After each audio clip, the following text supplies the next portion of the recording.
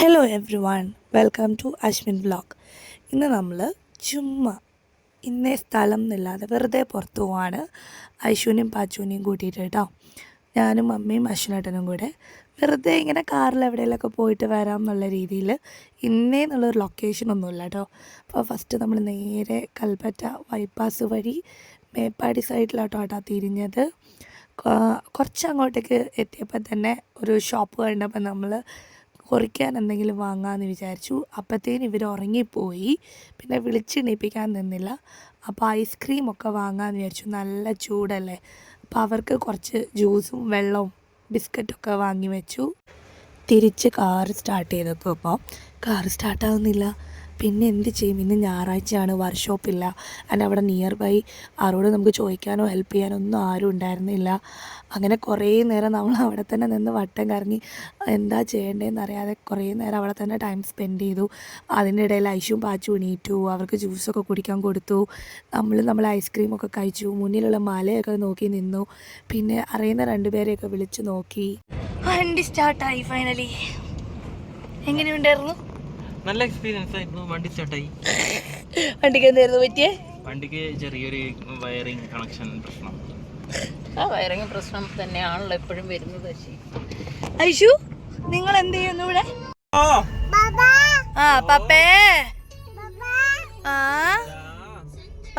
അങ്ങനെ നമുക്കിപ്പോൾ എങ്ങോട്ടാ പോകണ്ടേന്ന് അറിയാത്തോണ്ട് ഇങ്ങനെ വെറുതെ ചുറ്റി കളിക്കായിരുന്നു. അപ്പോൾ അശ്വരേട്ടൻ പറഞ്ഞു നമുക്ക് ചുണ്ട വഴി വെറുതെ ഇങ്ങനെ കറങ്ങി വൈത്തിരി സൈഡിലേക്ക് പോയിട്ട് വരാമെന്ന് പറഞ്ഞു. എവിടെ നോക്കിയാലും മലകളാണ്. മലകൾ നമ്മളൊരു വീക്ക്നെസ്സാണ്. മല കണ്ട അപ്പം നിർത്തി വീഡിയോസും എടുക്കണം. അതാണ് അശ്വനേട്ടന്. ഐശുവും പാച്ചും നമ്മൾ ബിസ്ക്കറ്റൊക്കെ വാങ്ങി വെച്ചതൊക്കെ ഇങ്ങനെ കുറച്ചിരിക്കുന്നുണ്ടായിരുന്നേ. പിന്നെ അശ്വനേട്ടൻ ഇങ്ങനെ വണ്ടി ഓടിക്കുന്നതിൻ്റെ ഇടയിൽ പാച്ചുവിനോട് ഓരോന്ന് പറയുന്നുണ്ടായിരുന്നു. പാച്ചു അമ്മേൻ്റെ കൂടെ മുന്നിലാട്ടോ ഇരിക്കുന്നത്. ഐശു ഞാനുമാണ് ബാക്കിലിരിക്കുന്നത്. കുറച്ച് കഴിഞ്ഞപ്പോൾ പാച്ചു എൻ്റെ അടുത്തേക്ക് വന്നു. അപ്പോൾ ഐശു മുന്നോട്ടേക്ക് അമ്മേൻ്റെ അടുത്തേക്കും പോയി. ഒരുമിച്ചിരിക്കുന്നത് ഇഷ്ടമല്ല. ഞാനും പാച്ചും കുറച്ചു നേരം ബാക്കിലിരുന്ന് ഇങ്ങനെ കുറേ കളിച്ചത് ആ പ്രകൃതി രമണീയമായ ചുണ്ട. രണ്ട് സൈഡും ഫുള്ള് തേയിലത്തോട്ടായിട്ട് നല്ല ഭംഗിയുണ്ടായിരുന്നു കാണാൻ.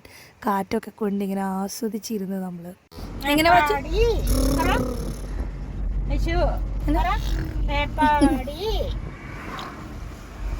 സീനത്ത് കളിയാക്കൂ കുഞ്ഞാന്ന് പറഞ്ഞിട്ട്. അതാ കുഞ്ഞാൻ നമുക്ക് വിളിക്കേ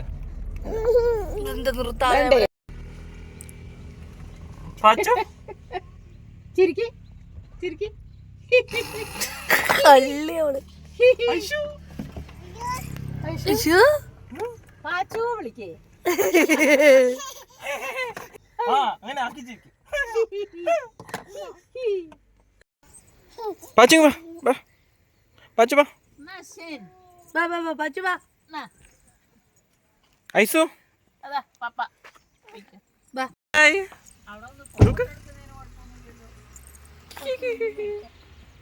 ചിരിക്കോ ഐശു ചിരിക്കോ ചിരിക്ക.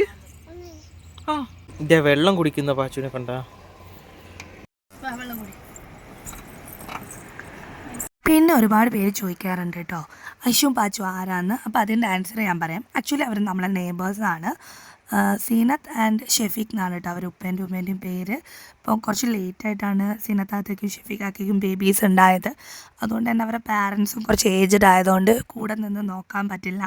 ഞങ്ങളെ വീടിൻ്റെ തൊട്ടിപ്പുറത്ത് ക്വാർട്ടേഴ്സാണ്. അവിടെ ആട്ടോ ഇവർ താമസിക്കുന്നത്. അപ്പം ഓൾറെഡി സീനത്താത്തേക്ക് 6 മന്ത് ആയപ്പോഴാണ് നമ്മൾ പരിചയപ്പെടുന്നത്. നെക്സ്റ്റ് മന്ത് 7th മന്ത് ആയപ്പോഴത്തേനും ഡെലിവറിയും ആയി. അപ്പോൾ എൻ്റെ അമ്മയാണ് കൂടെ നിന്നത്. ഇവർ പ്രീമച്വർ ബേബീസ് ആയതുകൊണ്ട് തന്നെ ഇവരെ നോക്കാൻ ഇൻക്യുബേറ്റർ റൂമിൽ അമ്മയാണ് കേട്ടോ നിന്നിട്ടുണ്ടായിരുന്നത്. 4th ഡേ ആണ് സീനത്താത്ത തന്നെ ഇവരെ കണ്ടിട്ടുണ്ടായിരുന്നത് കേട്ടോ. പിന്നെ വീട്ടിൽ വന്നതിന് ശേഷം 3 മാസത്തോളം വീട്ടിൻ്റെ ഉള്ളിൽ വെച്ച് അങ്ങനെയാണ് സീനത്താത്ത വളർത്തിയിട്ടുണ്ടായിരുന്നത്, പ്രീമേച്ചർ ബേബീസ് ആയതുകൊണ്ട്. പിന്നെ പാച്ചു അന്നേ കുറച്ച് വലുപ്പമുണ്ടായിരുന്നു ഐശുവിനെ കമ്പയർ ചെയ്തിട്ട്. അതുകൊണ്ട് 3 മാസം കഴിഞ്ഞപ്പം പാച്ചു നമ്മളെ വീട്ടിൽ വരാനും നമ്മുടെ കൂടെ കളിക്കാനൊക്കെ തുടങ്ങി. നമ്മളെ കൂടെ ഒരു ഇതാവാൻ തുടങ്ങി പാച്ചു. ഐശുവിനെ അമ്മയെ എടുക്കുക, കാരണം അവൾ കുറച്ചുകൂടി ചെറുതായതുകൊണ്ട് അമ്മയാണ് കൂടുതൽ നോക്കലുണ്ടായിരുന്നത് കേട്ടോ. പിന്നെ ഒരു 6 മാസം തൊട്ടിട്ട് പാച്ചു എൻ്റെ കൂടെ ക്ലിനിക്കിലേക്ക് വരാൻ തുടങ്ങി. രാവിലെ വരും, വൈകുന്നേരം ആട്ടോ പോവുക. കാരണം സീനത്താത്തേക്ക് 2 പേരെയും കൂടെ നോക്കാൻ ബുദ്ധിമുട്ടായിരുന്നു. അവളെയും കൊണ്ട് യാതൊരു ബുദ്ധിമുട്ടും ഉണ്ടായിരുന്നില്ല കേട്ടോ. അവൾക്ക് എന്താ പറയുക, എൻ്റെയും അശ്വിനേട്ടനെയും അവളുടെ സ്വന്തം അച്ഛനും അമ്മേനെയും പോലെ തന്നെയായിരുന്നു. ആദ്യമൊന്നും അശ്വിനേട്ടൻ ഇവരെ എടുക്കുകയും കൊഞ്ചിക്കൊന്നും ഉണ്ടായിരുന്നില്ല. ഈ പറഞ്ഞ ഇവള് കാണിക്കുന്ന ഒരു സ്നേഹം കരുതലൊക്കെ കാണാൻ തുടങ്ങിയപ്പോൾ അശ്വിനേട്ടനും പിന്നെ ഒന്നും ചെയ്യാൻ പറ്റില്ല. ഇപ്പോൾ അശ്വിനേട്ടനും ഒരു ദിവസം പോലും ഇവരെ കാണാതെ കേൾക്കാതെ ഇരിക്കാൻ പറ്റില്ല. അശ്വിനേട്ടൻ തന്നെ പോയി എടുത്തിട്ട് വരും. അങ്ങനെ അറ്റാച്ച്ഡ് ആയിട്ടോ അവരോട്. കാരണം അവർക്കൊന്നും അറിയില്ലല്ലോ, അവർ കുഞ്ഞു മക്കളല്ലേ. പിന്നെ നമ്മൾ ഇവരെ സപ്പോർട്ട് ചെയ്യുന്നത് എന്തുകൊണ്ടാണെന്ന് വെച്ചാൽ, എൻ്റെ അമ്മ നഴ്സിംഗ് അസിസ്റ്റൻ്റ് ആയിരുന്നു, 36 വർഷം വർക്ക് ചെയ്തിട്ടുണ്ട് ഗവൺമെൻറ്റിൽ. എൻ്റെ അമ്മ ഈ പറയുന്ന പോലെ വർക്ക് ചെയ്യുന്ന സമയത്ത് എൻ്റെ അച്ഛൻ ഗൾഫിലുമായിരുന്നു, ബോത്ത് വർക്കിംഗ് ആയിരുന്നു. പിന്നെ 56 ദിവസം ഉള്ളപ്പോൾ തൊട്ട് അമ്മ പെയിൻ ഗസ്റ്റ് ആയിട്ട് നിന്ന വീട്ടിലുള്ള ഒരു അച്ചാച്ചനും അമ്മച്ചിയും അവിടെ 2 ഏട്ടന്മാരും ഉണ്ട് കേട്ടോ.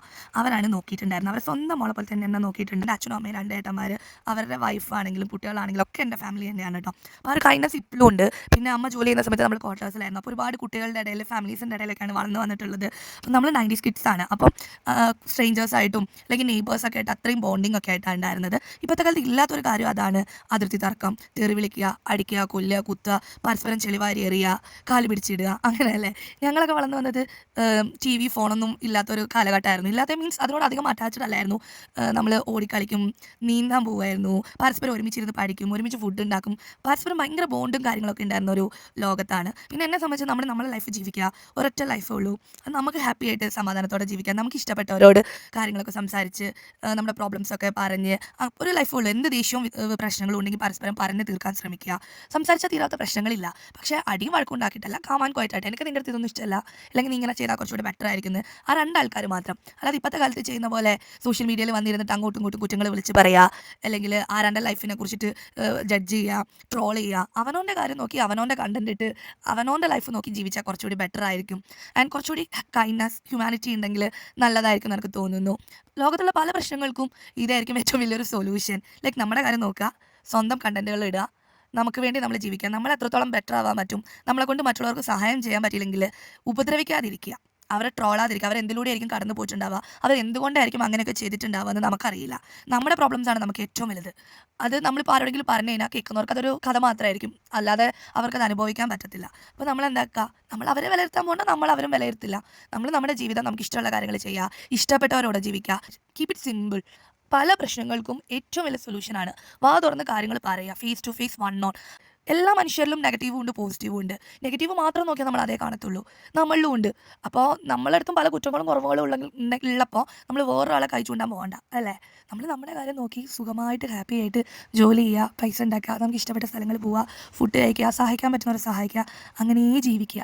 ഞാൻ എൻ്റെ ലൈഫിൽ ഭയങ്കര ഹാപ്പിയാണ്, കംഫർട്ടബിളാണ്, കണ്ടൻ്റാണ്. കാരണം വെച്ച് കഴിഞ്ഞാൽ മനസ്സമാധാനമുണ്ട്, സമാധാനത്തോടെ ഉറങ്ങാൻ പറ്റുന്നുണ്ട്, സ്വന്തമായിട്ടൊരു വീടുണ്ട്, എന്നെ സ്നേഹിക്കാൻ എൻ്റെ അമ്മ, അച്ഛൻ, എൻ്റെ ഹസ്ബൻഡ് ഉണ്ട്, കുറച്ച് നല്ല ഫ്രണ്ട്സ് ഉണ്ട്. ഇതുപോലെ ചെറുപ്പം തൊട്ടേ ഉള്ള കുറച്ച് നല്ല കൈൻഡായിട്ടുള്ള പീപ്പിൾ ഉണ്ട് എൻ്റെ ചുറ്റിലും. നമുക്കൊരു എമർജൻസി, ഒരു ആവശ്യം വരുമ്പോൾ നമുക്ക് വേണ്ടി ഓടിയെത്താൻ 1-2 ആൾക്കാരെ ഞാൻ സമ്പാദിച്ചിട്ടുണ്ട്. ഞാൻ എഡ്യൂക്കേറ്റഡ് ആണ്, നല്ലൊരു ജോലിയുണ്ട്, അത്യാവശ്യം കഴിഞ്ഞു പോകാനുള്ള പൈസ കിട്ടുന്നുണ്ട്. സോ എനിക്കിഷ്ടമുള്ള സ്ഥലങ്ങളിൽ പോവുക, 3 നേരം ഭക്ഷണം കഴിക്കാൻ പറ്റുക, ഹെൽത്തി ആയിട്ടിരിക്കുക. ആരെയും കുറ്റം പറയാനോ പ്രശ്നം ഉണ്ടാക്കാനോ ആരാൻ്റെ ജീവിതത്തിൽ ഇടപെടാനോ ഞാൻ പോകാറില്ല.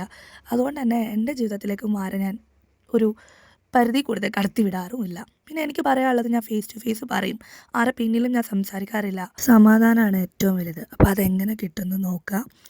Be kind, self respect important ആണ്. ഹാപ്പി ആയിട്ടിരിക്കുക, ലിവ് യുവർ ലൈഫ്.